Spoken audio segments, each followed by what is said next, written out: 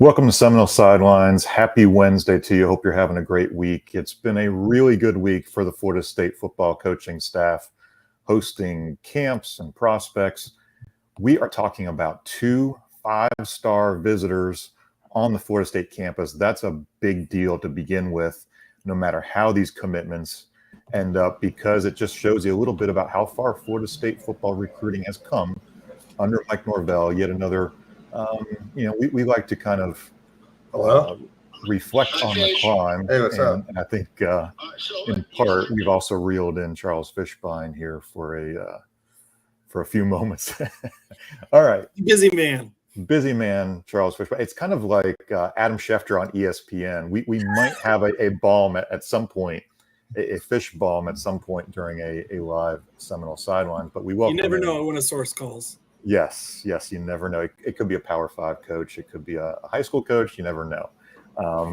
But kind of a good little insight into Fish's business and cell phone minutes there. Okay, welcome to Kurt Weiler. Welcome to Charles Fishbein. I'm Bob Ferranti. Again, we're here every Wednesday, 12:30 p.m. Monday, Wednesday, Friday. I'll see you on YouTube, Twitter, and Facebook. We're going to jump right into it. When you have 2 5-star visitors, there's nowhere else but to go from there. Let's first reflect on Jeremiah Smith. He was the first guy on campus Monday, left on Tuesday. Kurt, you had a chance to do that story. I think put the story in its proper perspective. He is an Ohio State commitment. He left an Ohio State commitment, but very curious about Florida State. I'm very curious about a lot of places. I mean, for a guy who everywhere he goes and pretty consistently talks about how committed he is to Ohio State, he visits a lot of places. He's definitely he's not keeping his options open. I thought he gave a very thoughtful answer. I thought, kind of speaking to it, kind of like it came up towards the end of the interview with him. And he's a guy who everybody wants. I think Rivals has him as the number 2 overall prospect, the number 1 receiver in that 2024 class. It's been locked in with Ohio State since the end of last year. And then it was kind of like, why do you, if you've been locked in, if you keep saying you're locked in, why do you go see other places? And I think he kind of was just like, things change. Like, I mean, he didn't say it in as many words, but what if Ohio State wide receiver coach Brian Hartline gets a head coach job, and he's been trending towards one. I mean, he's established himself as one of the better recruiting assistants in the country. So there's a world where that happens. There's also a world where Jeremiah stays goes to Ohio State, but maybe he doesn't want to stay there and considers that second recruitment the transfer recruitment. And he just kind of said, things change. I want to keep learning about other people so that if the situation changes, I have kind of all my facts. I thought it was a very thoughtful and candid answer from him. And I mean, a lot he liked about his Florida State visit, whether it made him, I mean, he like you say, he arrived in Ohio State commit, he left Ohio State commit. It didn't change anything. You might be playing the long game a bit, but I think it sounds like he's going to be back for an official visit the week of the Miami game. And I mean, who knows where Brian Hartline is by then or in the weeks after that. And that, I mean, could be something where he's already used a lot of official visits at the other places he's really considering. So Florida State keeping that open, it could play in their favor in a world where things break that way. A lot of aspects to recruiting have held true. It's about winning. It's about relationships. And look, Keon Coleman, Florida State was not right for Keon Coleman in 2021. It was right for Keon in 2023. You are playing the long game with the relationship business. Fish, you posted, I think, some very smart comments on the message board about Jeremiah. But your thoughts on just how this recruitment, could unfold here? Yeah, I mean, you're right. I think they, one, you recruit these kids not only for now, but with the transfer portal, you're recruiting them. Like you said, the long game, you never know. He doesn't play as a freshman. All of a sudden, he's upset. He wants to get, start. Things that were promised to him weren't delivered. You just never know with these kids now.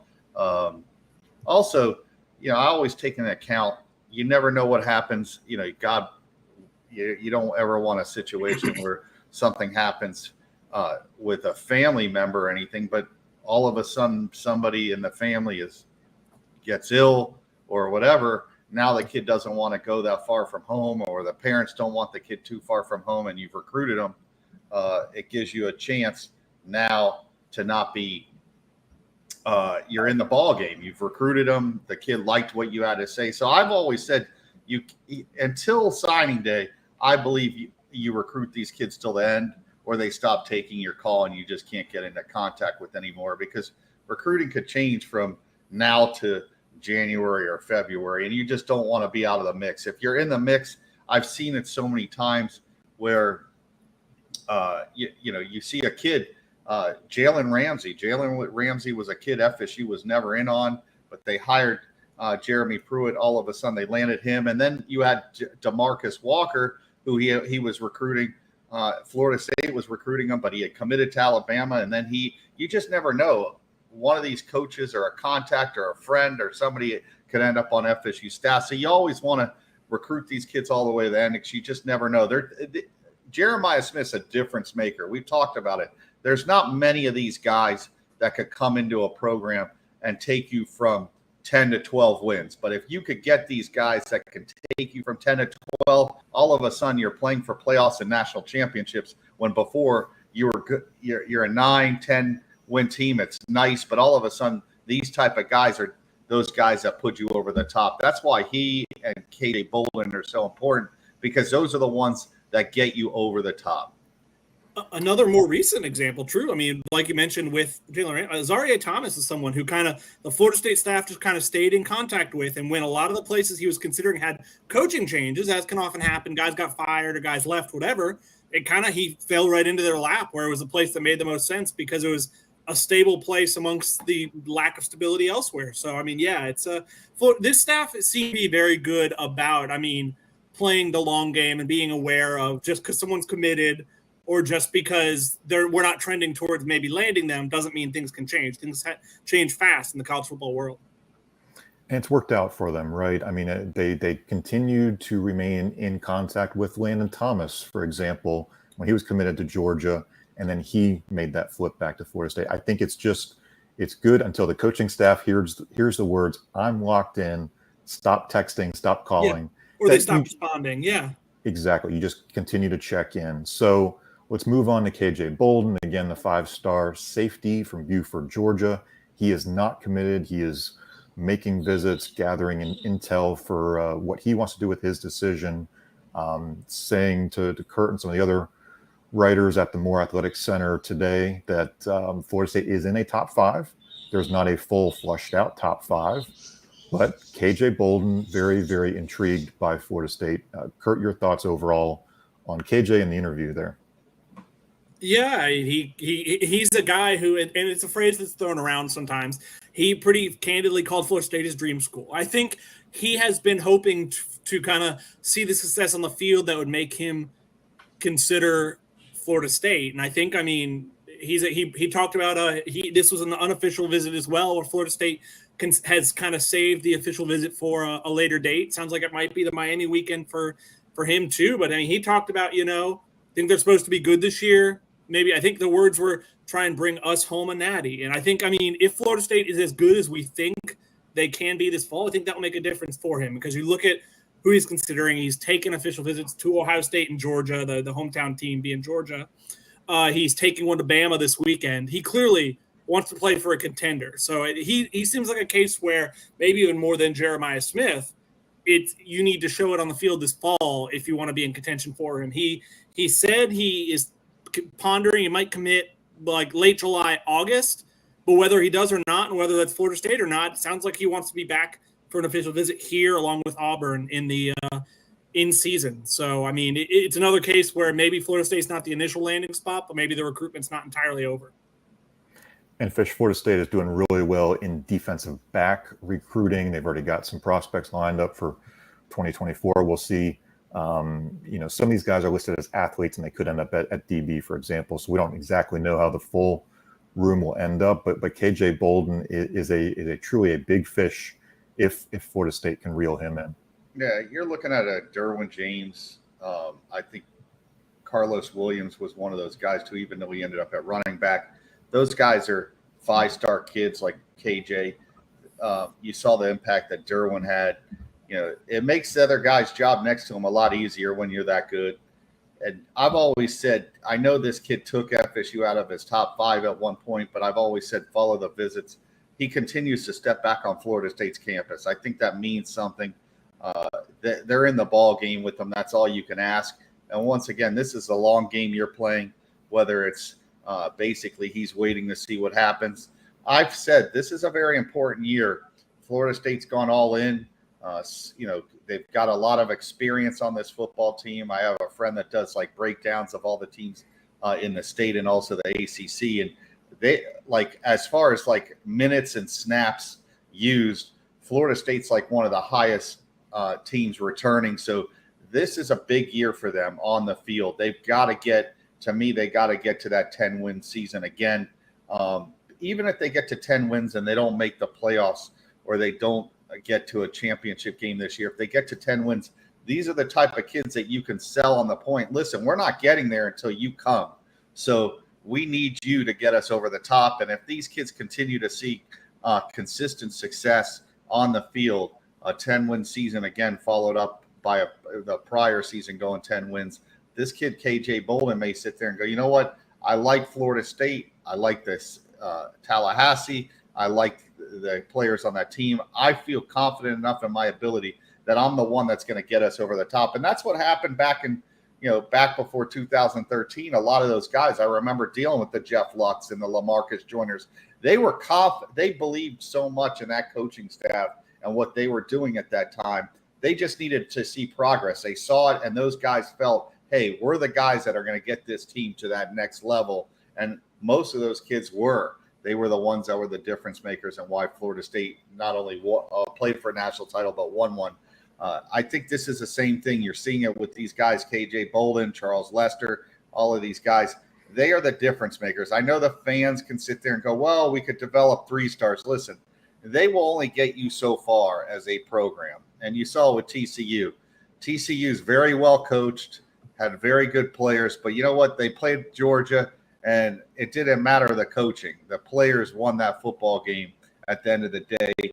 Ohio State's there. Michigan's right on that fringe. There's only a handful of teams that can play for national titles and win them. Florida State wants to go from where they're at to that next level. These are the guys they have to land. There's no ands, ifs, or buts. It's not like you can't miss on these guys and then go and be upset when they go 10-2 and they don't play for a national title. These are the guys that are going to get them there, and they are needed more than anybody can realize. It's not going to be easy to beat out Georgia here. Obviously, Georgia, he says Florida State's the dream school, and that might just speak to, he was probably coming to as a football fan in a lot of ways, paying more attention around that 2013, 2014 run. That probably plays a role. That's something that Florida State can sell the other in-state schools not as much in terms of recent success. But, yeah, I think Georgia's going to be hard to beat. That's about an hour from him in Athens, about an hour from him in Buford. I know today news came out that Georgia's quarterback commit, Dylan Raiola, is moving from California to Buford High School to play with KJ Bolden. I'm sure it's going to be in his ear all fall about joining up with him in Athens. But, what Florida State can sell that maybe Georgia can't is, Akeem Dent's moving on after this season. There's a spot where, KJ could maybe be a day one starter. I think he's potentially that type of talent for sure. Yeah, listen, Georgia's been great, all right, but before they became the Georgia they are now, they were in the same position FSU was in. Even though those local kids, schools were coming in, taking their top players. You saw with Deion Grant and Casey Coleman and Jamal Lewis back in the day when they went to Tennessee. Georgia's as great as they are. They can't keep holding on to these guys forever. Eventually, somebody's going to break through and crack that bowl. And this is one of those kids. Florida State hasn't had a lot of success at Buford High School. I think the only one they got was a undersized D tackle they had a few years ago that I don't even know if Georgia even recruited. But they're going to have to. You saw with Landon Thomas. They did not back down. The kid was committed to FSU. He committed to Georgia. They continue to bring him on campus. Until you put your rod in the water, you ain't going to catch these type of fish. You got to keep pounding and pounding away. And I think the one way to break through is you can't go into Georgia and go, all right, we're going to go head-to-head with Georgia for 10 recruits. You got to select the guys you really want and show that one kid more interest. Like Georgia can't – they have their hands in all these bowls to go after all these players. Listen, just show that one kid enough interest. And these kids have egos. They want to be loved and shown attention. And if FSU shows one iota more attention than Georgia, this kid's like, you know what, that's where I want to go. And the history shows Florida State's had great safeties going all the way back in the days with some of the great safeties they had with Butler and those guys. And then you go and you look at all the way with, Derwin and the guys they've had since. This kid could come in and be the next great safety of Florida State. They have a story to sell. And you know what? Like I said, this kid, every time you think they're out of it, he's back on campus at Florida State. So there's something there. And I'm not going to overlook that. I'm not saying they're going to land him, but I do think in this situation, they have a better chance than maybe someone like a Jeremiah Smith, who Ohio State, like, let's be honest right now, they're on a roll with wide receivers. It's like, it doesn't matter who they put on the field. The next guy's better than the next one. So with this kid, KJ, he plays safety. Like you said, they have a knee with Akeem Dent. I think they have a very good shot. If this kid's coming back for an official visit in October, I like Florida State's chances at least to be in that final 2 or 3 in the discussion for his services once he decides to make a choice. That Miami visit weekend, I think it's the weekend of November 11th, is going to be absolutely insane because it's like far and away the best home game on the schedule. FSU's home slate isn't great this year. So, I mean, it feels like everyone you talk to, you're like, you're coming back this season? And they're like, oh, yeah, either for an official or an unofficial, depending on what year they are for that. It feels like there are going to be, like there are a lot of eggs in this official visit weekend coming up this weekend. There are going to be a lot of eggs in that Miami basket. A result in that game is important for Florida State for quite a few reasons. So we've got a lot of positive storylines here. And I think, again, Mike Norvell does not have to sell a vision. Florida State has shown it on the field, what they did in 2022, what they've done on the recruiting trail. When prospects are recruiting prospects, I should say commits are recruiting prospects, that's always a good thing too. Well, I want to go a little bit out of order in our kind of rundown. I want Fish to address the offensive line recruiting. And then Kurt, you and I will go back to Michael Boganowski and some of the other prospects. But Fish, an offensive lineman, Jason Zandamela, he is committed to Southern Cal. Hey, quite frankly, Florida State has not done well recruiting offensive line yet out of this class of 2024 yet. Still a lot of time to go. Fish, you had a really good post on the Osceola's recruiting board about some options that still remain in play. Just let's kind of take a trip down here of maybe a few guys that Florida State has missed on, but also what are some of the options out there for the Seminoles? Yeah, I don't think they have a major need at offensive guard. I've already posted all the guys that they got coming back. They had a class 2 seasons ago, which was heavily, loaded with the offensive linemen and guys with a lot of upside. There weren't any really reaches. I kind of wished they kept the Antavius Woody kid because I really felt like that would have been a kid that's very similar to Zandamela. I thought he was even a better prospect.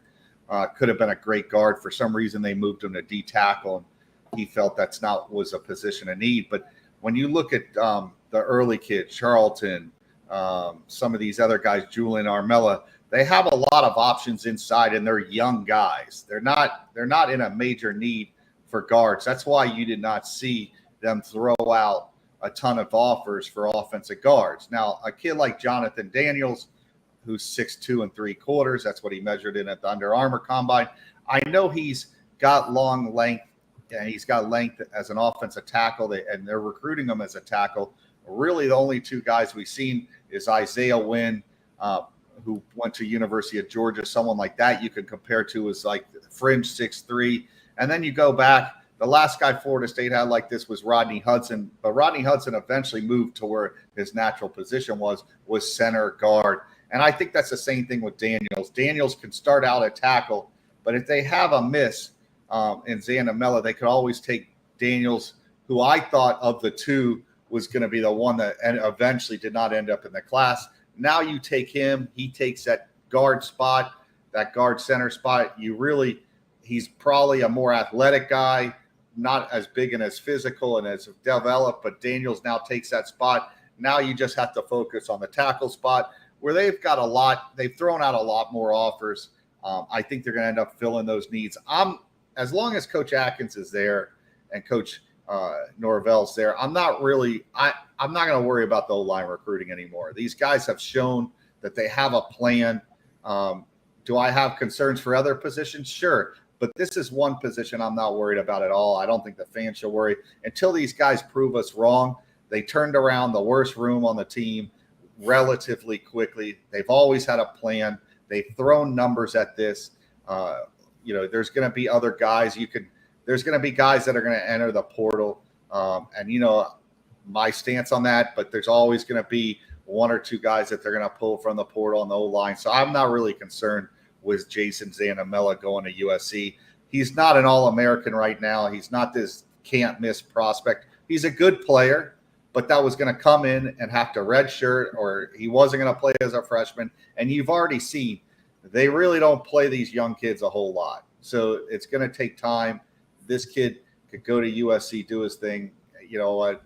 God bless him. I don't really think they have to worry along the O-line.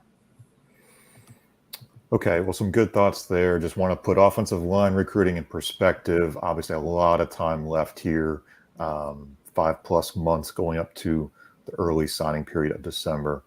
Well, Fish, I know we told you we'd keep you here short. Kurt and I will wrap up talking about Michael Boganowski, some recruiting notes, and then I think Fish will be joining us Friday for our big official visit weekend show that we'll have again 12:30 here on the Osceolas YouTube, Facebook, and Twitter channels. Fish, thanks for jumping on, and we'll see you soon, buddy. Thanks, man. Have a good day. Take care. All right. So, Kurt, again, you were busy down at Moore this morning, Wednesday morning. A 4-star linebacker, Michael Boganowski from Kansas. He's made a lot of visits near his home, Kansas, Kansas State, Oklahoma. This was a big one for him coming to Florida State. Your thoughts on Michael? Yeah, I mean, he's a versatile type kid. Rivals has him as an athlete, but clearly Florida State talked a lot about Randy Shannon. He talked about spending time with Kalen DeLoach. Clearly Florida State sees him as a linebacker instead of a safety, like I think some other schools too. It's interesting. I mean, you look at the official visits he's taken, and this was an unofficial. It leaves open, like we've talked about, the chance for a return in the fall for an official.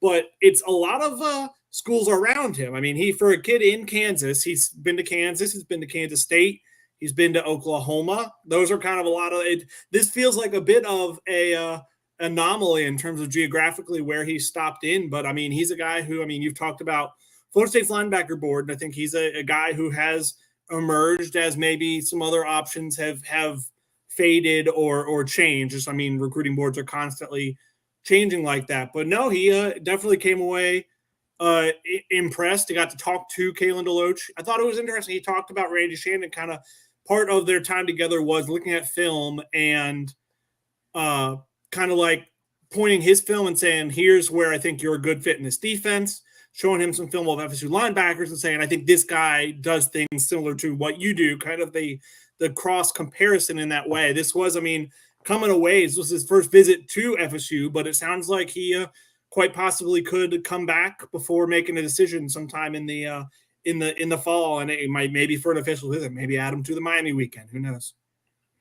Right. Who knows? It's another recruitment definitely worth watching, especially Florida State has some needs at linebacker with that depth chart changing going into the 2024 season. So some items to watch there. So some quick recruiting notes here as we kind of wrap up recruiting discussion here on Wednesday's show. The Wednesday camps, the big man and the 7-on-7 competition rained out. We had a lot of rain here Wednesday morning. Just wasn't able to go. Again, the indoor practice facility is kind of in disarray because of the construction. So not able to use that IPF for anything right now, but the IPF should be good to go for August for the preseason camp for the football team. Again, look forward to Friday's show. 12:30, we'll have a preview in full. Patrick Burnham, Charles Fishbein, taking a look at a lot of these visitors. This is the last big recruiting weekend because it's the last one on the calendar. Literally Sunday night at midnight at 11:59, whatever you want to call it. We go into a recruiting dead period. All schools, everything's kind of shut down. Coaches get to take some downtime with their families. Sports writers don't have to cover recruiting day to day as much. So we might be looking forward to some downtime ourselves throughout parts of July. Although we will say we have some stories planned for you. So look forward to those coming up. But But before that, I mean, they got 15 kids on campus this weekend. We got to get through one crazy one before we get there, Bob. It's going to be an all-out, all-out weekend. We've got a lot of big plans for coverage this weekend. But I want to also hit on, Kurt, Pat, and I, we've done some looking ahead at Florida State football for 2023 for the fall. We've written about position groups. We've hit on defensive ends, defensive tackles, quarterbacks, and running backs. And we hit on defensive ends a little bit last week in one of our shows. But I thought instead of just going through every name and every position group, go ahead and check out those stories on theosceola.com. We've got all the position groups, taking a look at those different factors, just what we think about various players. But let's just go, Kurt, say on a 1 to 10 scale, and we'll start with quarterbacks. If 10 is the highest, 1 is the lowest of any of these groups too, how do you feel about quarterbacks and why? Ooh, if you're asking me to rank them, that's tough because they're probably all like 1 out of 10. They're probably all, I would say, a 7 or above, maybe even like an 8 or above. Quarterback may be the lowest just because you have a great first option. I like what they have behind Jordan, but I think the drop-off would be the most precipitous at quarterback from Jordan to Tate Rodemaker or A.J. Duffy. That being said, I mean, as I wrote in my preview, I think the unit's as deep as it's been in the better part of a decade. I mean, you can make the case since like the Jameis Winston days on campus. I'm going to put defensive tackle in the middle. I'm going to put running backs at the top because there are main questions about the defensive tackle room. I think it's incredibly deep. I think it has the chance to be one of the better defensive tackle units in the country. The caveat being, we don't know about the Darrell Jackson waiver yet. We haven't heard. The longer you don't hear about that, he could still get a waiver. Jordan Travis got his waiver in August in 2019. It can happen way late. But as of now, we don't know if Florida is going to have Darrell Jackson. We haven't seen Braden Fisk play football yet. We saw him run in the spring. He looks the part, but it's just wanting to see exactly what they have in him. And I mean, just if you lose Darrell Jackson, the depth definitely does take a hit. That it's better than it was last year. It's more fit to kind of handle that. But running back, I just think you have, more capable players than reps to go around. I mean, when you bring back Trey Benson, that was huge. You lose Trayshawn Ward, obviously, but, you bring back Lawrence Toafili. I think Rodney Hill's going to kind of step into that Trayshawn role. I think he's, very likely going to be the third head of the three-headed monster. Keziah Holmes, a Penn State transfer who was a walk-on last year, kind of scout team player, I think is a guy who I could easily see breaking in. He has ability. Even a freshman like a Sam Singleton or a walk-on like a CJ Campbell. The depth there is just impressive what they've assembled at that unit. Yeah, I think we've written about 4 position groups that all had, I won't say surprise return, but a welcome return by a key piece, from Jared Verse to Jordan Travis, Trey Benson, and Fabian Lovett. I think I'm most optimistic about defensive tackle, just top to bottom. It feels like one of the best in the conference. As you said, if Darrell Jackson is in play, if he does get that waiver, then, hey, it feels like that's a 9, maybe even just south of a Georgia. If a Georgia defensive front is a 10, you might feel like you've got up there with maybe one of the best defensive line rooms in the country, and especially defensive tackle. I'm kind of with you at running back. Always hate to see Trayshawn Ward move on, but in part, you feel great about Trey Benson's second half of 2022. You feel great about what Lawrence Toafili can do with limited touches as a rusher, as a receiver. Who can forget that run and catch? That catch and run up at Clemson, for example, in 2021. So you've got some real capabilities there. Rodney Hill has been a practice stud consistently since he stepped on campus. And yeah, still curious. Keziah Holmes, Sam Singleton, CJ Campbell looks very nice too. So you feel great about that group. I'm kind of with you on quarterbacks. I'm very curious to see who comes out as the number 2 quarterback this August. Is it Tate Rodemaker, who I think is maybe playing? I don't want to do a comparison to Sean McGuire, but he's almost a good guy to have on the roster who's ultra competitive, doesn't really want to leave Florida State, is very happy where he is, feels very comfortable in his role. And I think Tate is a guy who you feel better and better about him stepping into game situations because of what he did against Louisville. For me with Tate, I want to see it consistently on the practice field, not just one day here and there, but every single day. Or else then it's going to be a Brock Glenn or an AJ Duffy who's going to kind of jump into those opportunities. So good storylines there for us to watch in August with preseason camp. Well, we'll have more of these preseason position preview stories coming. Thursday will be wide receivers. Saturday will be linebackers. And you know that we assign Jerry Cutts the linebackers because that's how Jerry rolls. He's Mr. Linebacker. And we have to have him. I think he wrote about 2,000 words. So if you're looking forward to some in-depth analysis of those guys, Jerry's got you set for Saturday with the linebackers. So for Charles Fishbein, Kurt Weiler, hope you enjoyed the recruiting discussion and a little bit of early look at the 2023 position groups. Again, Friday, 12:30 on the Osceolas, YouTube, Facebook, Twitter. Help us grow. Like and subscribe on our YouTube channel. We're over 1,600. We appreciate all of you who have jumped on. If you are not, if you're just kind of checking us out, please subscribe so you get those alerts and can watch us down the road. Spotify, Apple, if you like to listen as you're out running errands, going to the gym, whatever you're doing, and just share the good word that we might be spreading about our coverage of Florida State football, recruiting, and we'll also get into some other sports like basketball and baseball this summer here too. So again, for Fish, for Kurt, I'm Bob Ferranti. Thanks for joining us today, and we'll talk to you on Friday.